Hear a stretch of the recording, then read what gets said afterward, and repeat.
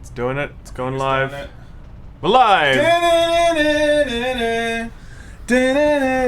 Guys, listen. Just keep your safe distance, Sam. Keep your distance, please. This may shock you, but we've had to send the live audience home. Okay, they're not with us today. We're doing for the first time ever. We're doing Laymen live without a live studio audience. I think we're doing pretty well. I think so too. I think it's going to go. We're going to wing it. Let's do the thing like Colbert did and just get drunk on set. Yes. During rehearsal and go home at 5:30. I think it's a good idea, and we might have one person that we'll interview. You'll see them later, and that's actually Cactar, everybody. But Cactar's really the star of the show. He's really the star of the show today. It's crazy times, everybody. Now, we won't say the word. Of course, it's Peroni pandemic. We have cleared that as the word to use, but it is crazy times. It is. In fact, actually, YouTube themselves, because I tweeted at YouTube about this, I'm like, what the hell, man? You're literally demonetizing creators who use the word... I think people are calling it like Voldemort or something, too, right? Yes. And I'm like, what's up? And they're like, oh, actually, we're going to review this and blah, blah, blah, make changes, etc. And it's like, yeah, cool. And they said it'll take weeks. And I'm like, that's bullshit, man. How could it take weeks to fix this? And then they're like, look, we've got to do policies and we have to make it scalable. And I'm like, I kind of get it in the sense that, you need to get this stuff right. You can't make mistakes when it comes to stuff that affects the lives of millions and millions of people. So I do get it. So, yeah. But look, anyway, that's what happens. If you say the word on YouTube, you get demonetized. But it is crazy times, everybody. It is. And we think that more and more we will find that this is... thankfully it's just the two of us. You know what I'm saying? We might get to a point where we have to do Skype layman. Yeah, totally. It could be a thing, but we'll have to see. But it is very crazy times. We are seeing more and more game companies having to react to it and reconsider releases or whatever. So especially movies too. I mean, my other channel now, I'm doing Mulan's been changed, James Bond, the new Ninja Turtles movie, The Quiet Place Part 2, which was out next week. So it's already finished. Has also been pushed back. Crazy times. But anyway, we're talking about games today.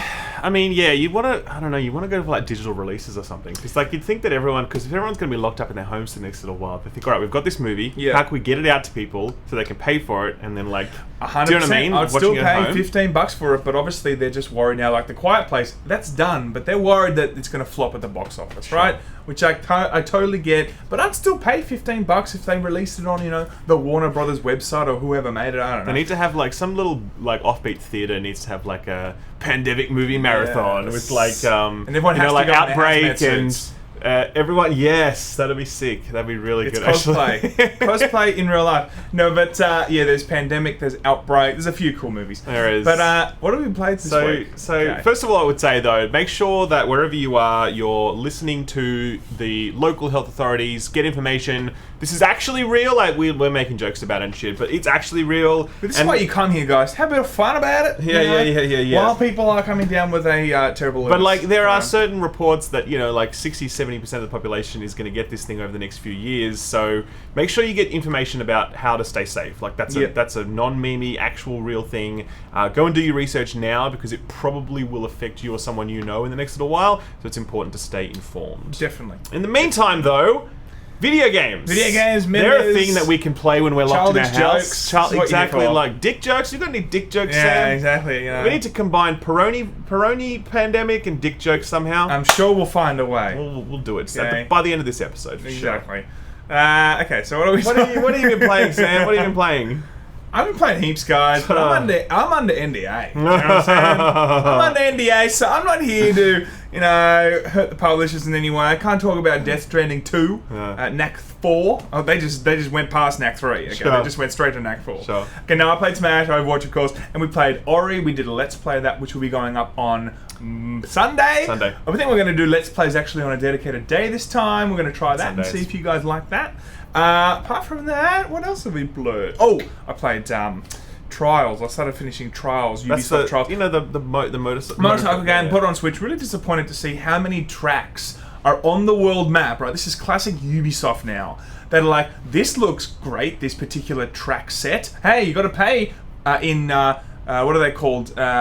Acorns. Only $14.95 for 30 acorns. Got to go get them. or you got to find them on some in the track in some obscure place. I don't know what the fuck they are. Sam doesn't have to play the game. That's ridiculous. It's ridiculous. No. But this is like for them wanting to try and I know. microtransaction the shit out of it. Ubisoft, bad monetization. What the hell? Very disappointing, and I love Trials. But those are the games I've played. But Fair that's enough. been a very sad realization of what they're doing with Trials. Anyway, I have this week I've been playing Neo 2 because before then I was playing Ori, and Neo kicks your ass, man. That's a serious game.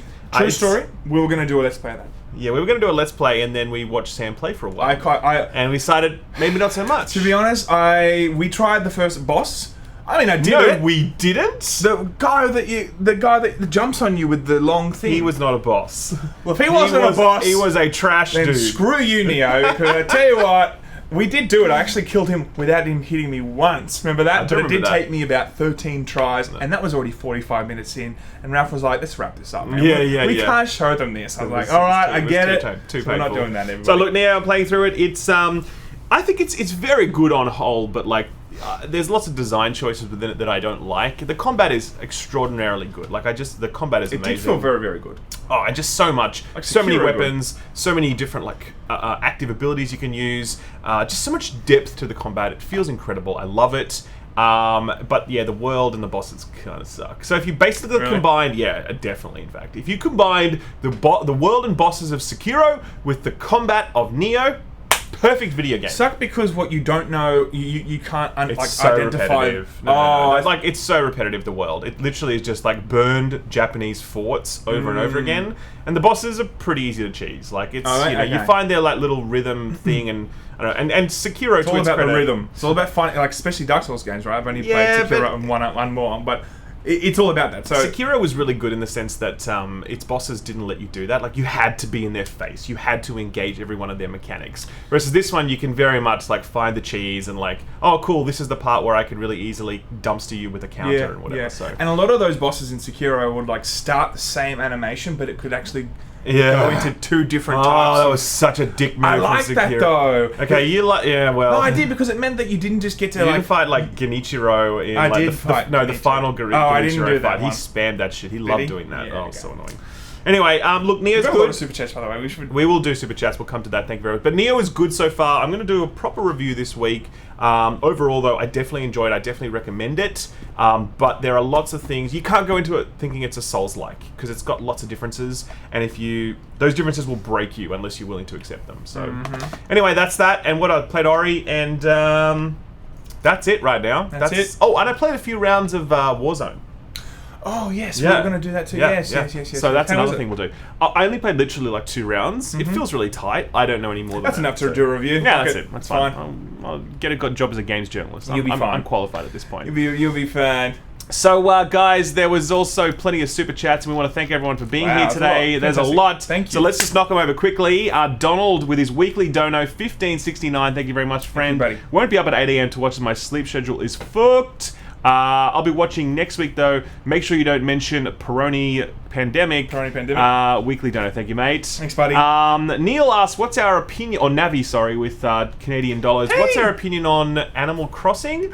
I have never loved it. I mean, I haven't actually played it, but like, I'm down for the new one. I'm very excited. Everyone's so pumped for it. It feels like it's a national holiday, except for the fact that Doom's coming out on the same day. Yes. I won't be playing Animal Crossing at launch. I'll tell you that much. Doom comes first. Look, they are different communities. Are they really though, Sam? Really? Tell me more about that. You know what I mean? That's big news to me. Can you elucidate that point a bit more? What I'm saying is, when you are releasing one of the biggest games, but you have like a kiddie game coming out, of course. Oh, you didn't just call Animal Crossing. No, it is though. Animal Crossing is, you didn't of course, just do that. Nintendo. Shut the stream down. Shut it down. Nintendo. Oh my it's god. Very kiddish in the way that it presents itself. Look, I haven't played it this yet. Movie, this video is just going to get reported and taken down as hate speech. The like ratio was good for one moment. It was. Flutter Guy, $5. First time catching you live. Love your content. Thanks for the laughs during the slow days of work. Keep up the great work, lads. Thank you very much for being here, Flutter Guy. Sam, your recent song was the perfect take me back, says Andrew, for $10. Thank you, buddy. That I'll never send to my ex. But that doesn't mean I haven't listened to it on repeat and sang every time I got in the car and somewhere. There you go, man. Appreciate that, man. There you go. That's it. Sam got you. May be coming soon. Sam got you running the fields. Phoenix Rising with £5 says, love from the UK, 2 favourite convicts. Can't stay around for the stream, but keep up the good work. Have a loot box on me. Thank you very much, friend. We appreciate I like when people you. just drop in just to say hi That's and right. just say, look, can't stick around, but appreciate you. Zendrew here. Thank you very much, Zendrew. Zendrew. Nice to see you as always. Morning, mates. Hope you're both well. Nice to see you declaring. Nice to see the world declaring a national emergency. Celebrate my birthday. Hey, Zendrew. Happy birthday, my Zendrew. friend. Everyone clap in there. Hopefully, clap in the stream. hopefully we all get through this together, and you'll have another one next year. Hopefully. That'll be nice. Sam Bauman with $10 says, my university was shut down from the Peroni pandemic. Very sad, but your videos keep me laughing. Love you guys. Question, what's your favorite RTS game? Ooh, Total Annihilation. Do you remember that one? We had it, and it's it had this beautiful orchestral soundtrack, beautiful landscapes, and it had like robots. Yeah. It was futuristic. I love Total Annihilation so much. One of my favorites actually was the Star Wars RTS. Which one? Star Wars. I can't remember now. What was it called? It came out in like the late 90s, early 2000s. It was really fantastic. Not Rebellion. I can't remember now. I can't remember. I don't remember us playing a Star Wars RTS. Oh no, I got it off a mate, brought it home. Absolutely loved it. Also, Lord of the Rings one was quite good actually too. I didn't play that actually. Anyway, next. Jarvis Sensei is back. Welcome. Happy weekend, lads. Thank you very much, Thank you, friend. buddy. Joshua, hey guys, did you see Yong's toilet paper video? I haven't seen it. I have seen the Supermarkets Twitter are all photos. out, says Joshua. And the best part was there's at the end he says Yong out of TP. That's good. Well, I actually went to the Coles yesterday. Coles is a supermarket here in Australia, if you guys don't know about that, and it was completely sold out. The rumours are true. Everyone's going crazy. The thing is, that we have spread. Like, you know, like the Chinese, the Peroni pandemic started in Wuhan. The toilet paper pandemic started in Australia. Did it actually? No, we were the first ones to do the panic buying of toilet paper. Really? And now it's spread everywhere else, right? And it's like, why are you buying toilet paper? Buy canned goods. Buy pasta. Buy stuff that you can eat. Don't buy toilet paper. All it does is wipe your ass, okay? And you can do that by other means. You can't eat toilet paper. I mean, this is the thing. I don't understand why people are going crazy about something that you can just, jump in the shower. If you need to, right? It's true. If we're talking about World War Z days, then you can just do that. But you can't jump in the shower and you'll find tuna there. Like canned tuna, baked beans, pasta. Like, what's going on here? Anyway. Alex for $5 says, hey guys, much love with the Peroni apocalypse. Keep up the great memes. Thank you, friend. Mario here with £10. Ooh. Guys, finally get to catch you live. Been here since the first video on the channel. Keep up the great work. Thank you, buddy. Also, I wasn't aware I needed a PC from NASA to run Doom Eternal on Ultra. To be fair, though, it's a pretty good looking game. Is my 1080 going to be enough? No, your 1080 is enough to do 1080p 60 FPS. But not on high settings. But I'll go on Stadia then, and I'll do. Go on Stadia. We'll get to that story. Sorry. Colton DK's back with his Donkey Kong coins. Thank you very much. He says, "Good Thank job." you, buddy. I know that there's a lot of super chats. We're having a good time reading them, so I hope you guys don't mind sticking around while we get through them. Yeah, but and then we'll get into the news. It's a good chance for us just to catch up with everyone. And Brian McNulty, love the show, fellas. Keep up the good work. Also, Silent Hill's actually happening? Question mark. We will come to that, Brian. About that. Maybe. Clinton with $20. Thank you very much, buddy. friend. Happy Wednesday, my dudes. Thank you very much for that. Thank you, buddy. Sam, Appreciate your that. new song brought me to tears. Congratulations, mate, says Robert Meeks. Appreciate that. And where's all the praise for my songs? I mean, when What's Ralph up? makes a song, it'll be about boats and metaphors, everybody. I'm looking forward to it. Dante with £10 says, long-time fan from the UK with all this virus talk. How much chance do you guys think that the next-gen consoles will get delayed? Oh, yes. It seems that movies are getting delayed. Might seem inevitable. You know what? I've read a lot of headlines about this over the last few weeks, and I just read another headline today saying it's looking even more likely that next-gen consoles will be affected, whether or not they will be delayed, or whether or not they will be or just reduced supply. So definitely, look, it's definitely possible for them to produce an amount of consoles, but whether or not they can do a full launch and they get enough units out there, I don't know. Maybe it does get pushed to next year. Who knows? Well, we don't know. I think that I don't know if they miss the holiday release, they'll be doing. I mean, would they wait for the next holiday release? No, right? They would bring it out, right? They do like February, March kind of. Yeah, sure. I'm pretty sure that they're probably making them right now, right? Because they probably no, that's the thing. That they would be making them, except the factories are closed. No, I hear you. What I'm saying is, I don't think it takes 3 months to get the world supply of PS5s ready, right? It takes like a whole year, doesn't it? I think you're looking at generally 6 to 9 months lead Yeah. time. Okay. So, Cool. Yeah. So they're currently in the makes of it now, and this Peroni thing is only going to get worse and worse. So I really think that I reckon some creators, YouTubers and stuff like that, I think we're probably going to hopefully get one. Let's be real, hopefully. But the actual... Wow, Sam, thanks. No, but like... You're like, oh, no, you guys aren't going to get one, but don't worry, us YouTubers. Sounds really shit. Really shit. Wow, great, Sam. Really, like, elitist. I'm not saying that. What I'm saying is... if there's a limited supply, they're probably going to give it to the important people first. No, is what Sam's I'm saying is they're probably going to try and promote with creators and stuff. We might not even get one. I'm just digging myself a hole here. Yeah, no, you what are I'm saying big time. If there's a limited supply, the people that they want to use for marketing purposes will probably get one. Okay. But then there'll be a smaller pool for the other people. That's what I'm saying. Sam's saying, look, it doesn't matter that you don't have a PlayStation 5. As long as we've got one. As long as Sam's got one, it's okay. That's what he's saying, right? Well, we don't even know if we're going to get one, but that sounds like what they would do. K Mark with 420. First dono, buy some toilet paper on me. We will, man. Thank you very much. Thank you. Next time Australia launches a trend, can it be less shitty than hoarding toilet paper? Yeah. Francois says, yes, we will try, our friend. The upside to being, to Download Festival being cancelled means I can spend all weekend, sorry, my thing's dying, with my bros playing Animal Crossing when we're not listening to Cannibal Corpse. Nice. Might even check out that kids game Doom if we have time. See, that's good. Oof, Thank you very much for that. Height for $20 is very generous. Sam, next time you do a song, maybe hire Yong as a voice actor or singer. That would be a smash hit. I reckon you should do a collab with I Yong. think we should That'd do be a sick. collab. He should do like a rap in the middle. I think Yong would be down for That'd that. be sick. And at the end of it, he says Yong out. Yeah, that'd be yeah. it. That'd be good. Can we get a ghostwriter, someone who knows how to do hip hop, Yep. or something? If that's what that music is called, I literally don't know. Okay, I don't understand. Next. And Johnny Johnny Mutt says, glad I could make it to the live show today. I'm usually stuck in the life trap called work. When does Sam's Anthem 76 album hit? Johnny, 76 $5. days, guys. I don't know. It's coming. Well, that was Nice, a lot. so that is a lot of super chats. guys. We want to thank you for being generous and thank We you for do. hanging out Thank with you us very today. much. It's good to have everyone here. Let's get into some actual news because that's what you guys are here for. Am I right? Okay, let's do not the top story. No, let's just do cloud gaming first. Okay, Okay, right. So you guys know Shadow. Sam, what are you gonna do? Okay, so Raph just easing into it. I just ruined his smoothness. Right. Shadow, guys. We can't play it because we're in Australia. Correct. It's another type of streaming platform that's trying to compete now with the other cloud streaming platforms like Stadia. We're going to see Microsoft, the cloud, Xbox. What's it called again?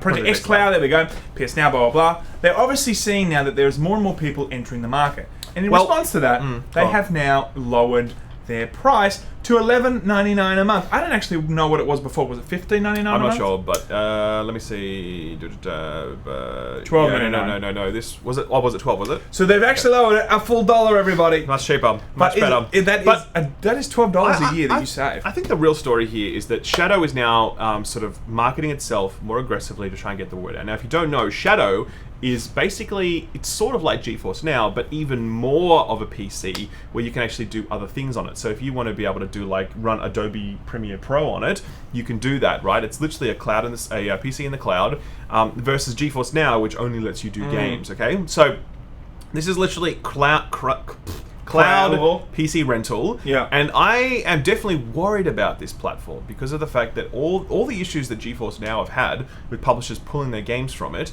I very much expect that Shadow will have exactly the same problem. I don't know if that's necessarily true because I don't know if Shadow is going to, if it doesn't win in the gaming industry, that it tries to position itself with editors and creators and stuff. Premiere Pro's already getting paid on their licensing. You know what I mean? Like, it doesn't actually affect Premiere Pro's ability. I agree. But I use Premiere Pro as an example. No, I know that, but what anything you want. Word, Word, all those kind of things. I'm not. But what I'm saying is that as a enterprise tools, sure, they're going to be fine with it. What I'm saying is if you want to use this for video games, I'm pretty sure video game companies are not going to do business with Shadow. They're going to take their games off it. I totally hear you. I wonder if Shadow, if these games can even detect that it's being played through Shadow, or if you just have this if you have a virtual PC up there. It wouldn't be able to tell, no. But yeah, that's what I mean. So maybe this isn't going to be an issue for them because you don't have to log in through some sort of application. Yeah. It's more a virtual PC. You've already bought those games on that virtual PC, and you can just access them at any time. And then on top of that, maybe the console, maybe the publishers and developers are going to be more okay with that because they don't feel like it's another application. It's not an application that they can't charge twice. Well, let's just say this. Apple has already taken this off their App Store because they don't like it, right? Really? Yep. Apple is so shit, Apple is man. the shittest company on the planet. I hate them Honestly, so much. any person that is going to compete with their ability to sell hardware, actually, that's why they did it. Correct. That's exactly why they did it. So, I mean, this Apple's evil. is the problem with this whole cloud thing, where everyone's like, let's do cloud. Cloud's the future. We love cloud. We love cloud. They give us good cloud, and they're like, whoa. We can't make all the money in the world on that, so therefore we're going to stop it. GeForce Now, very pro-consumer. Love it. As I said, we can't use it here yet, but the business model is fantastic, and I'm really looking forward to it coming to Australia because of the fact that it respects our existing purchases. It's under attack from every video game publisher because they want to be able to sell their games twice. And now we've got Shadow here, which, as I said, Apple has already declared war on it. I'm very sure video game publishers are not going to have a bar of this either. Yeah, man, it's a real shame that we're seeing that such a technological, exciting new frontier is only being met by greedy corporate shit. You know, that's very true. Like, I get that. I understand that companies want to make money and they need to make money. I understand that.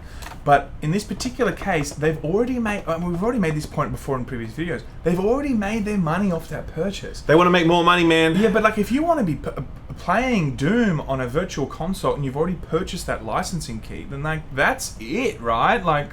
You'd think so, but it is definitely not it. You know, in the mind of many, really, many developers and publishers. Yeah. That is not and it. It's a really shitty precedent now that we are seeing, and it's just like, after Capcom and Square Enix originally took it off GeForce Now, we just seen this huge domino effect. Yeah. And what's left on GeForce Now then? I mean, there's still 1,500 games on there, but Sure, I mean, it's but not the major publishers' games. They're not the major ones. They're not the ones that people are going to be, signing up for that monthly subscription for. Sure. They're going to be indie titles and just random shit.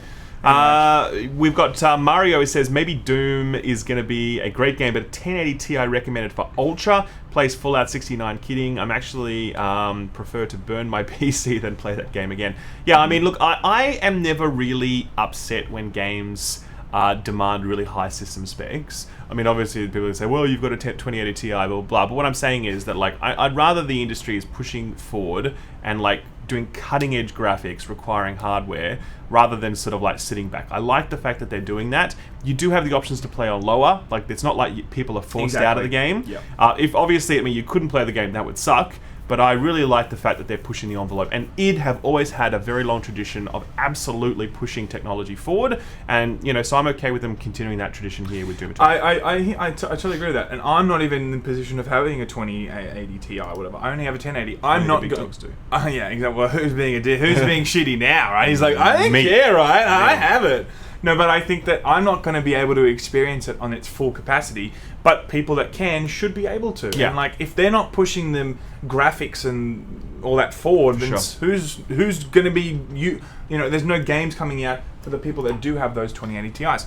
Luck Reich with $5 says, Skill Up, tell me you've played the Hildebrand side quest in Final Fantasy XIV. I've been dying to know ever since you started. Not yet, actually. I still have that whole quest chain. I haven't even started it, so I will do that one day. Casual. It's a very famous, very funny, apparently, quest chain within Final Fantasy XIV.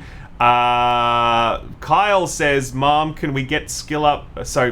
Mom, can we get Skill Up? Mom says, we have Skill Up at home, honey. Skill Up at home, Sam. Thank you. That's real discount Skill Up right there. Thank Thank you very much, Carl. We appreciate that, dude. So, let's get back to the news. Now, this one we got some questions about earlier, and that is Silent Hill looks like it's coming back. Now, Sam, did you play Silent Hill? I'm pretty sure. I don't know, actually. God, Really? literally so...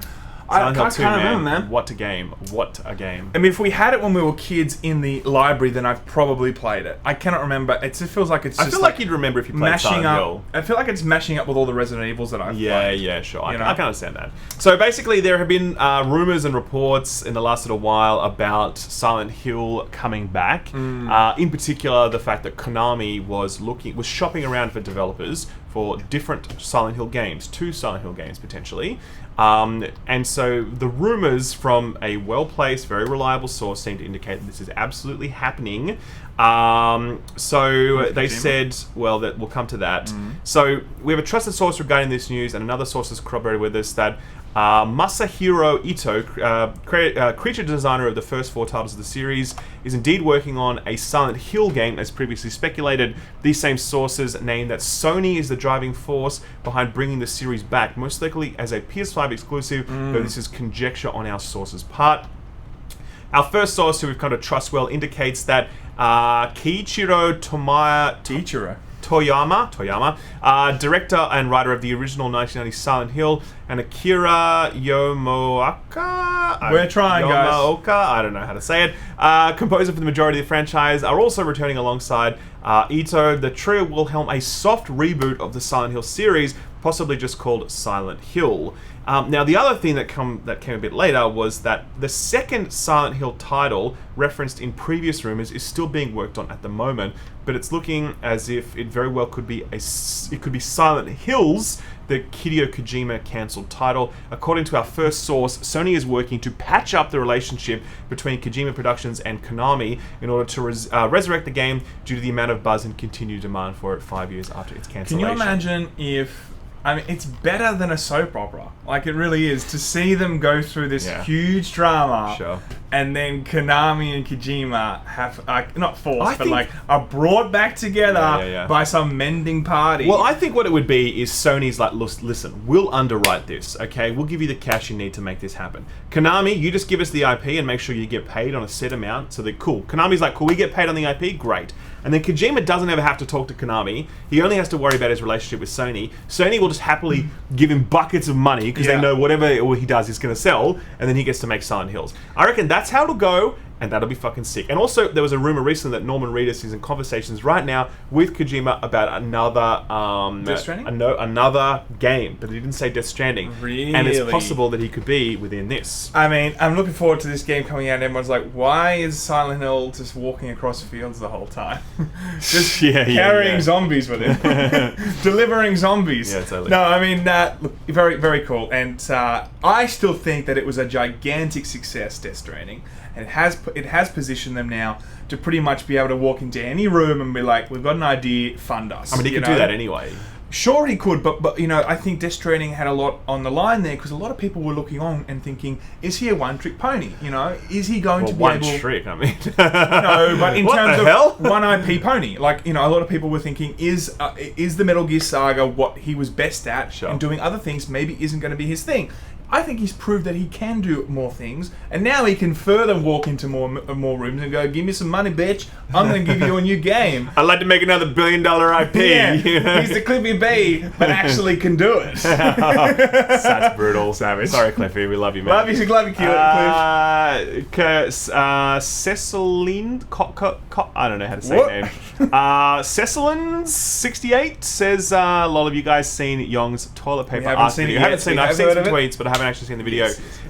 Look, the other thing, quick follow-up to a story we did yesterday was the story about Naughty Dog and their culture of crunch. Now, this is actually kind of blown up, actually. So, Jason Schreier did a piece yesterday where he interviewed 13 current and former Naughty Dog devs talking about their culture of crunch.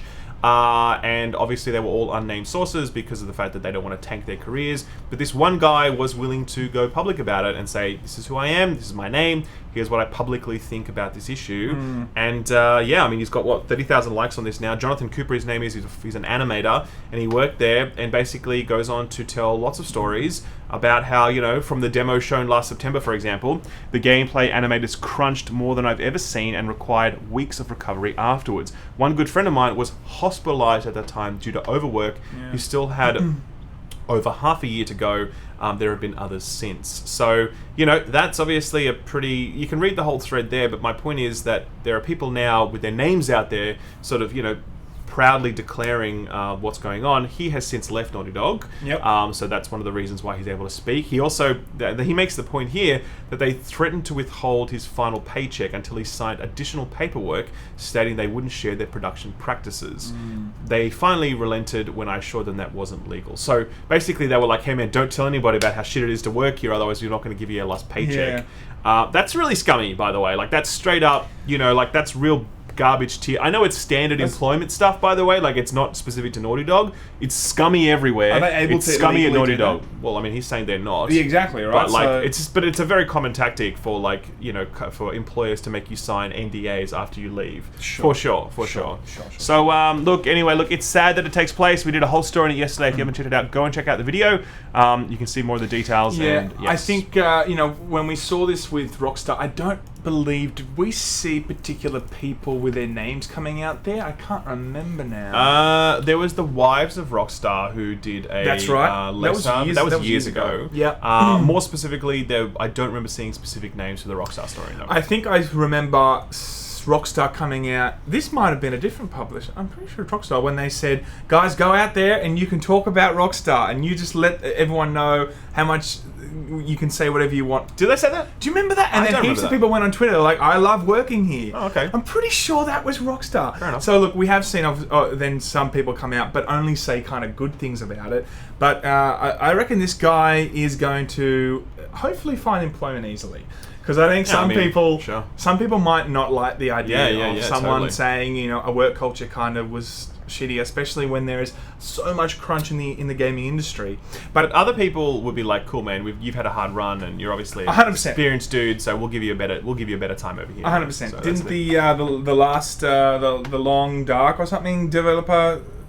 Yeah, the long dark guy, the guy who pulled his games off GeForce Now, like offered this guy a job on Twitter, like, "Hey, come and work for us." Yeah. Okay, fair enough. Guys, unfinished sentence for $5 says, "Did you hear Bill Gates has stepped down from Microsoft?" He did that like. Wasn't that like 20 years ago or something? 2008? Something like that? I'm not sure about that. Unless you mean like he's completely... Was he on the even board? on the board? Was he he wasn't chairman. I mean, I'm pretty he stepped back from entirely. sure he's gone from that. Anyway, maybe we're just really I think he's just collecting checks for now, but I mean, I don't know. I mean, he built those checks, man. Yeah. To be fair, though, collecting checks makes it software. sound like he's just sitting back and he doesn't... I mean, he built that thing. He built Windows, man. That's a kind of a big deal. He built the software to produce the checks. All right, so. Yeah, no, literally. So, guys, our top story now. Doom Eternal, not true 4K on Google Stadia. Oh my god. What Stunning. a surprise. That's crazy. Can't believe that there are lies related to Stadia and 4K. Never heard this story before. But look, here's the deal. This is the actual news, okay? Doom Eternal is not 4K on Stadia. Developer id has confirmed the blistering first-person shooter runs at 1080p, 60 FPS on HD displays and upsamples to 2160p from 1080p on 4K displays. So it's basically kind of pointless. Is it a bit like PlayStation Pro, like how they do the checker marks, the checker box, so that sort of thing? Yeah, okay. Similar, yep. So it comes as a surprise given Doom Eternal's position as one of the leading titles for Stadia, Google's use of the game to demo to tech to press, and the fact that it promised the game would run true 4K years ago. So basically, when Stadia was first announced, Doom was really headlined as a major title that would showcase the power of it. Yeah. And don't forget, at the very beginning, they said every game would launch with 4K support. That was a lie. The games that do have 4K support aren't actual true 4K, they're just upscaled. And they made a really big point of the fact that, like, you know, when you play on a stream platform, you don't have to worry about local hardware. You can use our supercomputer hardware, and that means you can run your games at 4K, which you'd never be able to do at home because you're poor and you can't afford to buy good hardware. But don't worry, give us your money, it's going to be fantastic. Turns out all that was bullshit because, like, now we're seeing that when this platform's actually live, it's not 4K at all. It's just upscaled. So, yeah, man, and I think sucks. Yeah, I think Stadia. I don't know if there's any other like draw card now that Stadia has when all these other cloud, because I think 4K was the draw card, right? I don't think any other cloud. None of the other options are offering 4K. Exactly. So for me, that was like the one thing that maybe was like, okay, for people that really love quality and really want to have the best of the best, they're going to pay that $5.99 a month or whatever just to jump onto the Stadia ecosystem. Yeah. They literally have nothing now, like not a single thing that they are actually showing that is unique to what they have. So it's a meme, and we've already said it before. It's such a, and look, and you might think, well, maybe it's id that lied about this, and they're the ones that said, well, but here's the thing, right? Id have, of all the game developers in the world, they have probably the best reputation for technological advancement. And they have got their stuff to run the best of anything. Like, you should play... I remember playing Doom 2016 on my hardware at 4K and being like, holy shit, how the fuck did they get this to run this well? Yeah. It was incredible, right? They've always been like that. They've always had this bar of excellence when it comes to technical performance. if they could have got their game to run at 4K on Stadia's things, they'd have done it. Like, I really firmly believe that. So I don't believe this is a case of id screwing us over. I'm pretty sure it's a case of Stadia told id, oh yeah, we'll have the hardware that lets you do this, and id's like, alright, we'll make it 4K then. And then when the reality hits, it's like, hey guys, we can't get this running at 4K on your shitty hardware. And then Stadia's like, oh, 100%. soz. That's what I was going to say, actually. You're right. I think that Stadia has now lied. Id has too. I'm pretty much doubling what you're just saying now. But it has such a great reputation. I really think they went into a boardroom and like, please put your game onto Stadia, please. Oh man, we're gonna make it 4K, baby. You better believe it's gonna be amazing. And then in fact, it actually isn't. Yeah, it's again, like we continue to be really hostile to Stadia. A lot of people are like, why you hate Stadia so much? It's because this is a product that is in beta that they are charging people for, and it has a really terrible business model. And I'm not sure that it will exist in the future. There are already so many options that are so much better than this. Please do not buy Stadia. Go and buy the other things on the market. They are better for you, and they will mean you probably still have those products in like 18 months' time. And I wouldn't be surprised if Stadia is like maybe part of the reason why all these people are pulling their games from GeForce. Like, in terms of 100%. They're either going, hey, by the way, get your games off GeForce. Yeah. Okay, you can make money with us. Or, guaranteed. Without even having any conversations, other publishers are just seeing the shitty business practices of Stadia and going, fuck it, we'll just put it with them. Do you know what I'm saying? So, Who knows? Look, related to this story as well, we can confirm Doom Eternal, the review embargo is Tuesday, which means that you can absolutely expect a review from the Laymen on Tuesday for Doom Eternal. I'm just fucking with you. Bethesda hates us. They would never give us a review copy in a million years. So thanks, Bethesda, for being absolute dirtbags as usual.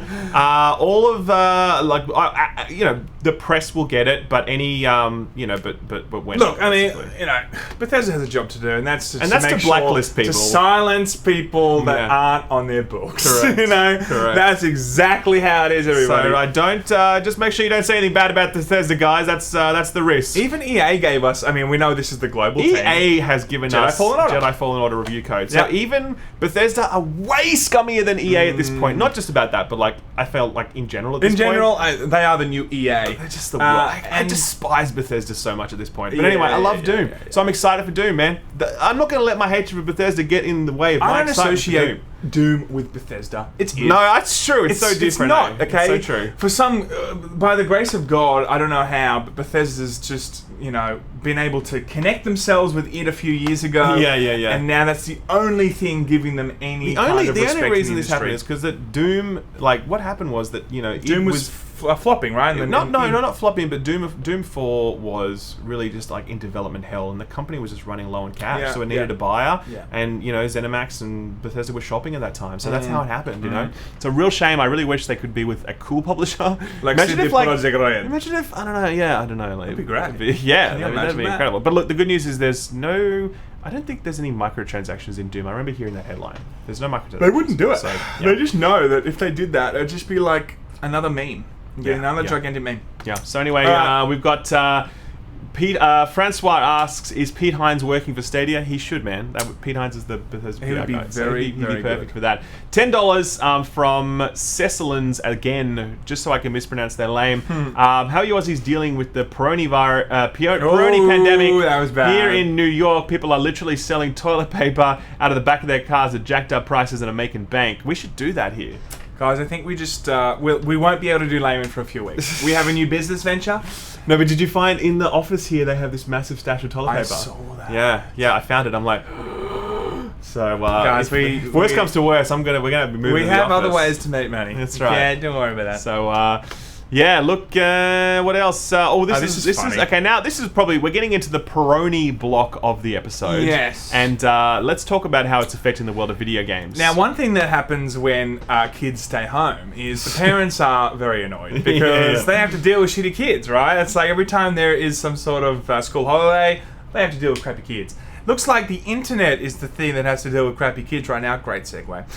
Italian kids right now are straining the internet of Italy doing Fortnite marathons, everybody. How funny is this? Okay. All the ISPs are like, Mamma mia. We hated the Fortnite. We need more salt. What? The salt guy. The chef guy? Yes. All right. Okay. Anyway. Right, okay. Nice. So, look, this is the situation. The internet, the health system is suffering, but the internet system is also now suffering. Correct. People just want to sit there and play games all day. Yep. I just hope that these kids can hopefully still play games. 'Cause The that's worse than coming down with any Peroni, of course. Not being able to play Fortnite. Their network traffic has spiked by more than 2/3 in the past 2 weeks, as Italian kids have been totally housebound, as their entire country is on lockdown. So that's pretty nuts. This is another funny story I heard. In China, there was one region where the school sent their kids home, and they're like, "Cool, we're gonna make you do homework and school you through this app." Yeah. So what these kids did was they bombed this app with 1-star ratings, and when an app gets enough 1-star ratings in a row, Apple takes it off the App Store straight away. So they successfully got their homework app deleted from the App Store, and I was like, well played, kid. I don't know if they got it deleted, but they got it from 4.5 stars to 1.4 stars. No, they got to take it off the App Store. Oh, they did? Yeah. Oh, shit, okay. So, absolute legends, mad lads. Well done. That is how you deal with homeschooling. Yeah. Current problems need current solution. What is it? That meme, I don't know what it is. Whatever. But yeah, so obviously that is one example of how things are getting pretty wild with Peroni. Yeah. The other one was with relation to E3. Now, we were not quite sure how publishers were going to get the word out about, with the cancellation of E3. We knew it was going to happen, though. We knew something was going to happen, Yeah. but we've got a little bit more information about that now, where certainly Microsoft, Ubisoft, and not listed here, Square Enix, have said that they plan sort of digital shows in light of the E3 cancellation. Phil Spencer said E3 has always been an important moment for Team Xbox. Given this decision this year, we'll celebrate the next generation of gaming with the Xbox community and all who love to play via an Xbox digital event. Details on timing in the coming weeks. And in a similar situation for Ubi, they have a really big year, by the way. They have a lot that they're showing off, so they really need that. And a new direction that they're trying to go.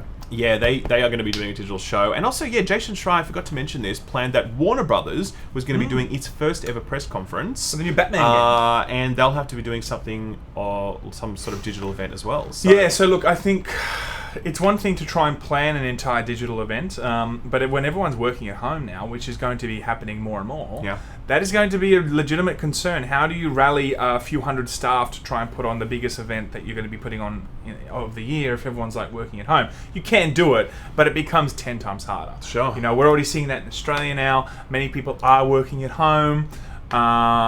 My partner's working at home right now, which is great because we get to spend 24 hours a day together because I work at home too, which is great. Nice, Sam. Nice. But hope she's watching this. Yeah, I hope she's watching this too. But I think that's going to be really tricky to see them all try and actually come together and put these events on, because they can't even, a lot of places you're not even able to step foot into your office, Yeah, true. It's complete shut down. So yes, the other one was a bit of a novel one, which was Pokemon Go. So Pokemon Go is obviously you're walking around the world, right, to collect your Pokemon, and now they have made some changes to the game. And they said in a blog post, they laid out some temporary gameplay changes, which will make things easier for players to catch Pokemon from home. Players will be able to purchase a one-time one-time bundle of 30 incense, which attracts Pokemon for only 1 Pokecoin, with incense now lasting for an hour instead of 30 minutes. Eggs hatching distances have been halved. Pokestops will drop gifts more frequently, and more Pokemon will start appearing in the wild. So basically, they're trying to make it easier for you to catch stuff from home, I guess, with the whole lures thing. But yeah, you can imagine how much this game suffers. In particular, all other games probably get their traffic's going to go right up. But Pokemon Go is going to be pew. I mean, there's something you don't want to catch them all. You don't want to catch. Well, there's some things you don't want to catch. There's some things you don't want to catch. Okay, so Pokemon Go doing the Lord's work. Trying to make sure that if you're next to a Pokestop that you're not gonna lure something else. That's right. Speedy Gonzalez says, "Hey guys, might have Peroni. Oh no, sending help. Oh no. Playing your favorite game, Pokemon Sword. 8.8 stars out of 10. Pokemon Rules IGN. Hey Speedy, hope you're doing well, buddy. Make sure you rest up well and get the advice you need from local health authorities and what have you. And play plenty of Fortnite. Play plenty of Fortnite. If you're in your Speedy I don't know where you are, but that's it. So that's that. All right, guys, that's the block for Peroni pandemic. Turns out now that you might be able to make money on your dreams. I knew this was going They actually foreshadowed that this was coming. Yeah. So basically, Dreams developer exploring how creations could be used off PlayStation for business purposes. Now, if you haven't seen Dreams, I've actually got a review going up tomorrow about it.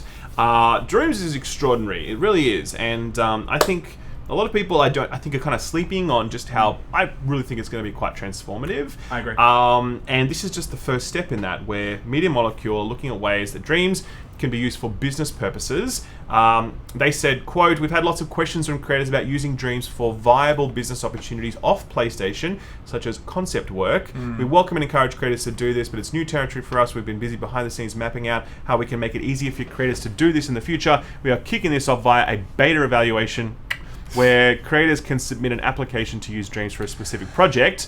And they also had some Q&A stuff where, like, if you create new IP in Dreams, it's yours. Guess what? Fuck you, Blizzard. Wow. That's how it should be, right? Really so great. Blizzard had recently in Warcraft reforged a new element in their end-user license agreement that if you make a new game mode, Blizzard owns that for some reason, because Blizzard is scum at this point. fucking shit. So Dreams is like, no, if you make something in our game, great, we're really happy for you. We Yeah. want you to make the money from it. You own the IP.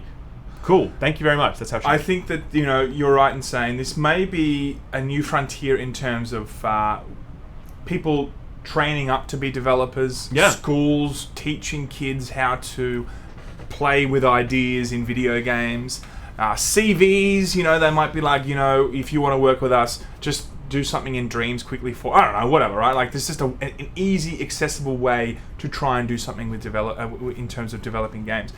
We're going to see new games, I think, also pop up. Like, we've seen a MOBA come, of course, through the Warcraft engine back in the day.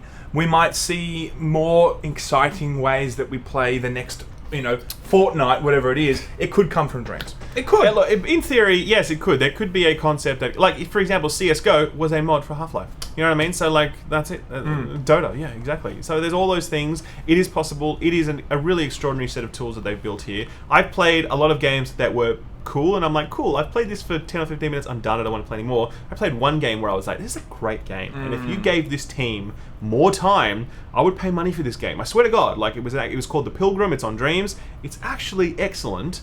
Very brief, but really shows the talent of those developers, and I think it really just shows the potential inherent in that platform. So, yeah. I think in 6 months' time, I mean, maybe even closer, everyone will start seeing some games coming out that are I think we're just kind of still getting to understand Dreams, but I think in 6 months' time, when people fully get it, I know it's been in beta for some time too. We're going to see some games that come out that like people demand on that it is able to be fully realized, and then we're going to see games come out, for sure. No question about that at all. So, guys, we also had a new member from Unfinished Sentence. Thank you very much, new member. Appreciate we love you, buddy. Unfinished Sentence. Now, one story that did the rounds a lot this week was, we're definitely getting a new Witcher game. It's a new Witcher game. It's coming straight after Cyberpunk. They're going to make a Witcher game. Not so much. So basically, the headline was a new Witcher game will begin development immediately after Cyberpunk 2077 is released. And that's not quite true. That was a mistranslation. That's incorrect. So basically, a few folks have asked about the flair. The translation of the original Polish article suggests the next title will either be a Witcher game or a Cyberpunk single-player game, but it's unclear which it will be. Quotes, after finishing work on Cyberpunk 2077, the company will start producing another game. We have already been working on another single-player game. We have created a relatively clear concept that is waiting for further development, and this is already beginning to happen, although we do not yet want to spend time on it. Immediately after the work of Cyberpunk 2077 is over, the next title will kick off, says the president. As Kaczynski reminded, the company has always announced that it wants to create more games in the Witcher universe. Nothing has changed. We have the two worlds, and within those worlds want to create games. Therefore, all planned games are either The Witcher or Cyberpunk. So, it's one of the two. Is it logical to assume it's going to be a Witcher game? It's logical to assume it's a Witcher game. Of course. Sure. But of course. Did they say we are going to make a Witcher game straight after Cyberpunk? No, they didn't quite say that. So, that distinction does matter. I don't think they're going to go straight to Cyberpunk 2078. I don't think that's going to happen. No, I really think that they went straight from Witcher 1 to Witcher 2, Witcher 2 to 3. I mean, but they have other IP now, like in terms of things that they want to work with. And I think that Witcher, people are dying for more Witcher. It has been one of the most successful games of the generation, and probably one of the most respected games of the last 20 years, right? Sure. So it's definitely something to explore more of. Are we going to see more Geralt? Are we going to see Ciri? Well, people say that. I mean, Ciri's pretty overpowered. They say that's like making a game around her is a very different kind of game. We've seen Superman 64, and that was a great game. That was very successful. Okay, so you can. I'm reading Superman Red Sun, by the way, right now. It's a comic about what happens if Superman crash landed in the Soviet Union. It's actually pretty cool. Really? No, I'm serious. It's actually whatever really he touch, he destroy. Yeah, imagine how different Rocky Four would have been had Red Sun happened. That would be honestly great. All right, you had a good moment then, Sam. You had a good moment. So anyway, let's keep moving with the news. GamesIndustry.biz reports that Epic Games Store is adding wish lists. Oh, thank God. It's happening, guys. Totally Can you competing believe now it? with Steam. It's better than Steam now. It's Let's better be real. now, let's Steam face it. is redundant at this point because the Epic Games Store now has wish Steam has lists. too many games and stuff. Oh, Yeah. just give me a refined version. Okay? Totally. That's what Epic does. So basically, yeah, any game you want to get on Epic Games Store, you can click add to wish list and it's there.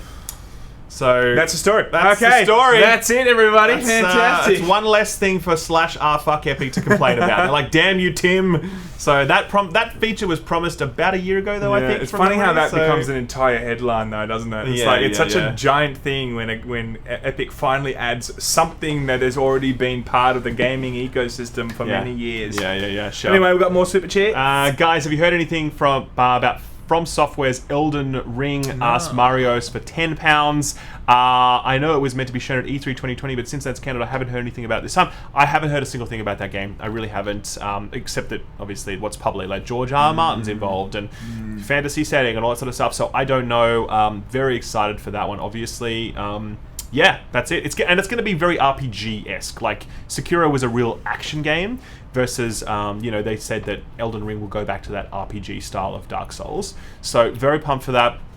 Any more details? I don't know. And that's it. So yeah. Anyway, guys, turns out that Warzone, it's a little bit popular. It had over 6 million people drop into it in the first 24 hours, making it spectacularly successful. That is pretty successful. I feel like, are we getting over the whole Battle Royale thing? Okay, I so see this and I'm like, far out, man. Maybe Let's hear from the chat. Let's pause for a minute. The chat, tell us what you think about Warzone, because I've not really heard that much, other than people saying, yeah, cool, it's more Battle Royale. I have played a few rounds. I looked at the map. I looked at the abilities that you're able to use, some of the mechanics. It's cool. I think it's all interesting. Again, having played only 2 rounds, I was like, yeah. Like with Apex, I immediately was like, this is sick. I love this. I'm so pumped for this. And I immediately loved it. But this one, I'm like, I guess I'll spend some more time with it. Maybe I'll fall in love with it. I'm not... I felt like Apex was good because it slightly reinvented the wheel. Like it gave you something different, like an ability-based kind of... I mean, look, Fortnite did the whole building thing, and that was kind of their thing. But Apex really went back and gave you like ability-type heroes within the Battle Royale mode, right? Is this reinventing the wheel? I haven't played it yet, but I do feel like there's something fundamentally different in this that really gives it the new edge against other Battle Royales. I'm reading chat, people saying it's good, it's okay, it's all right, I think nothing of it.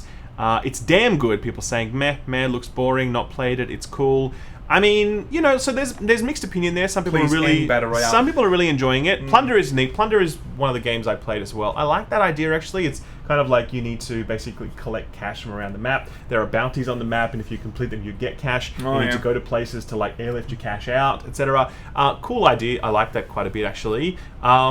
Look, as I said, it seems like, this for me seems like a game that's about the business model. It's like, we know that people like Call of Duty's mechanics because they're nice and tight. Yeah. We know people like Call of Duty the brand because it's Call of Duty and everyone buys it. Why don't we make a free product and see how that goes? So it's not necessarily like, hey, we're going to do radically different stuff in the Battle Royale genre. It's like, let's just take all the stuff that we have and let's get 30 million people playing this. I think that's what I'm sort of seeing externally, as they're not playing too much of it yet.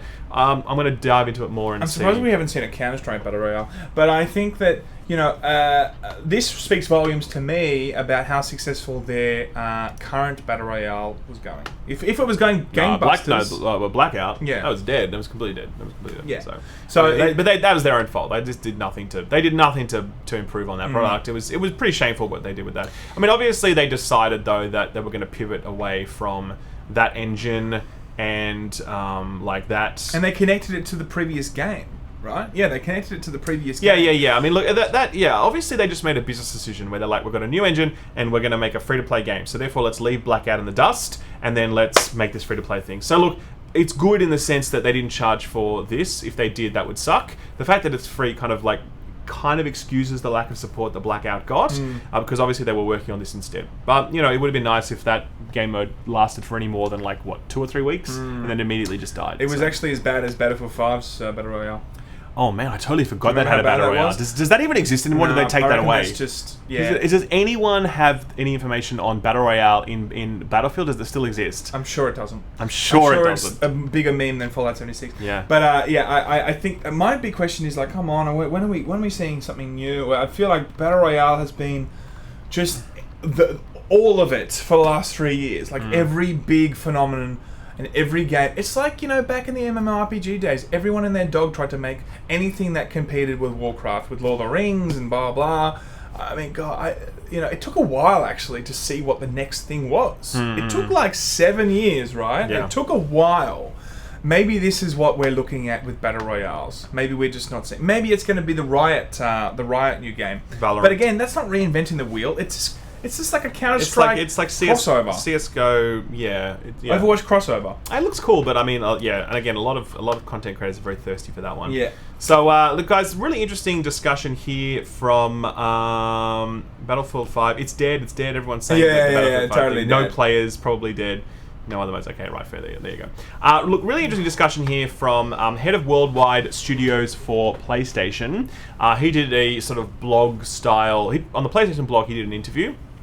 A lot of information there. First of all, they made really clear that Sony is very committed to single-player games for next gen. They had a lot of success with that this time around, and and that's good. I've also had conversations behind the scenes with some developers saying that the tide is turning internally with some developers as well, and that they're focusing more and more on single-player games. It's a much easier pitch now to get those going internally than it's been in the past. So that's good. I really feel like people are waking up and realizing that live services, it was a cool idea, but it's not really a great...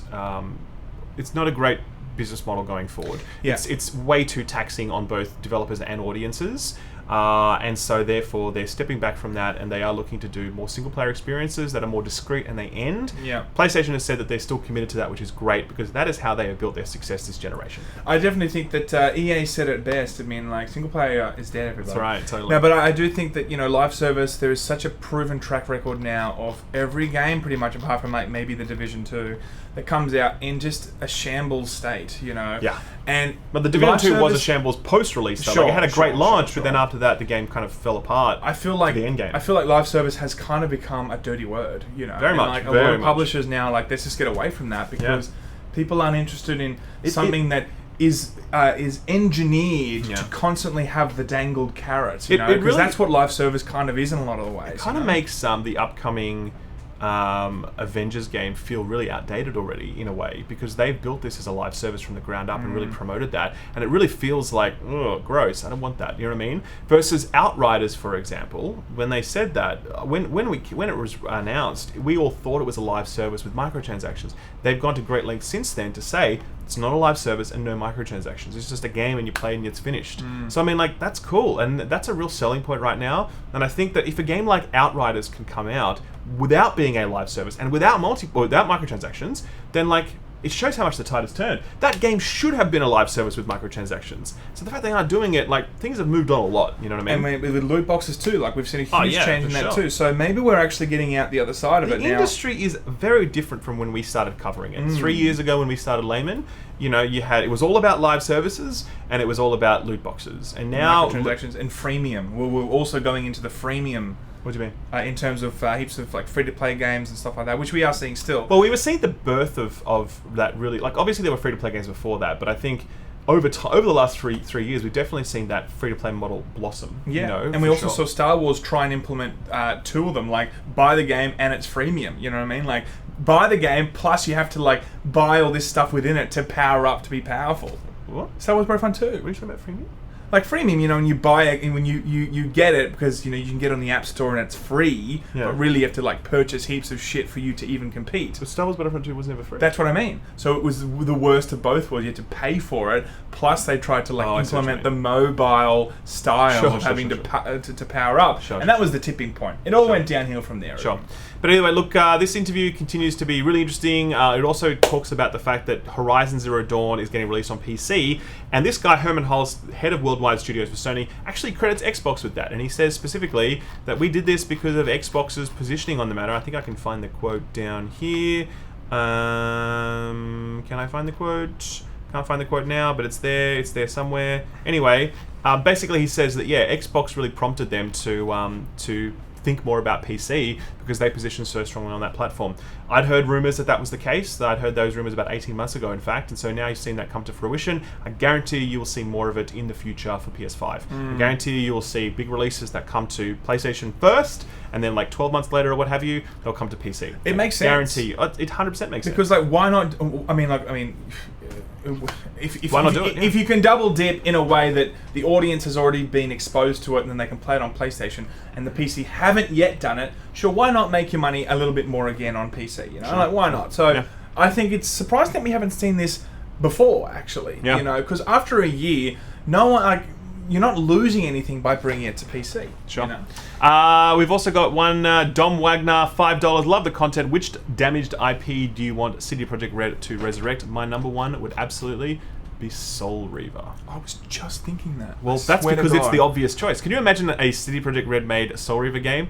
Also, my other one is... I just had a moment. A hidden gem. I need to change my pants. A hidden gem is actually Fight Night Round 3. Fight Night? I played... Well, you want CD Projekt Red to make a Fight Night game? I fucking love that game. I don't know why, but... It's a good game, don't get me wrong. Thick Boy and I used to play that game so much. And I've been sitting there, every 6 months, I always check online, EA, Fight Night, reboot. Sure. There's no real... It's all about MMA these days. That's the thing. Yeah, that's all UFC. Fight Night Round 3 is so incredible. But guys, final story for the day to finish up. Turns we're out running overtime for you guys. We love you. It turns out Reggie Fils-Aimé of Nintendo fame, former head of Nintendo, before he was ousted by Bowser. This is a true story. The head of Nintendo America. His name is actually Doug Bowser. Doug Bowser. We're not making this up. You can't make it up. It's too crazy. No. Reggie Fils-Aimé has been appointed to GameStop's board of directors. So look, everyone's like, Reggie's going to save GameStop. He's on the board of directors. It's not the same thing if he was an executive or a CEO or what have you. He literally just provides advice to the company. Look, directors are important, sort of, but they're not like the people that would be able to save a company. Let's just say that. So it's nice that he's there. He's probably just wanting to like pick up a good old paycheck. Look, Reggie tweeted out being like, it's important that GameStop exists. I'm like, yeah, cool, but at the same time, GameStop is a pretty trashy company in a lot of ways. So I think it'd be good if GameStop exists if it improves, but if it exists in its current form forever, then no thanks. I'm really down for that. I just don't see any company, regardless of how pro-consumer it is in the physical market, being able to, in the next 10 or 15 years, fully compete with the digital market and the streaming market. No, but I don't think they should be aiming to compete. Like, they should just have a really scaled back offering, mom and pop style. I agree with expert level staff. I agree with that. Like real sort of enthusiast offering. Like, they can't be a massive at scale retailer at this point. But the problem with that is, a lot of music companies, are they printing CDs now? No, it's a lot about digital. They're all printing CDs. I mean, maybe they are, right? And vinyls, that's the thing. Vinyls are like a cool thing. They're like hipsters and stuff. But that's what I'm saying. Which we actually have. We have a lot of gaming vinyls. I hear you. What I'm saying is there's going to be such a small market. I don't think GameStop can support itself in its current form. It's going to be scaled back. Has to be. Like 90%. Yeah. And legitimately. I think that's okay. I mean, look, if it was to continue to exist with that kind of focus, then that'd be cool. I just think the reality is it's not going to be a thing in the future. So, yeah. No. Anyway, guys, Scott Taylor says, how do you guys feel about an open world survival Resident Evil game? Not really keen for that, to be honest. I like the fact that it's all very curated with I like Resident the puzzle Evil. thing to it. Puzzle thing, the jump like, scares. I don't know. I feel like Resident Evil doesn't need to go open world personally. Anyway, guys, that's the show. We ran over time. Appreciate we love guys. you. So this week coming is a big week. We will be talking about Doom Eternal on next Friday because it comes out. Actually, it comes out Saturday 4 a.m. Is that? Saturday 1 a.m. actually Sydney time Saturday. I'm not here. Oh yeah, Sam's on a boat for 3 days. I'm on a boat. Rip. Not Rip. a cruise, everybody. Not a cruise. I'm not on a Peroni cruise. No. Don't worry. But so we're doing playing. We're doing Laymen Live the day before, by the way. I don't know if I told you that. But Yeah, yes. okay, cool. So we'll do Laymen Live the day before. Check your calendars, guys. Make sure it's in there. And then we've got Animal Crossing as well. We'll probably talk a little bit more about Warzone this week. We'll probably do some impressions on that. Yeah, we'll do a Let's Play. So we'll play it properly. And that's it, guys. So look, thank you very much for being here as always. We appreciate you. As we said, make sure you stay safe and healthy and you talk to your local health people and get the information you need. Don't ignore this shit because it will probably affect you or someone you know. One proven way to stay safe is to watch more and more of the previous Laymen episodes. It's very true. Wait for the ad rolls and we appreciate it. Okay. Right, Sam. Goodbye, everyone. We love you. Bye.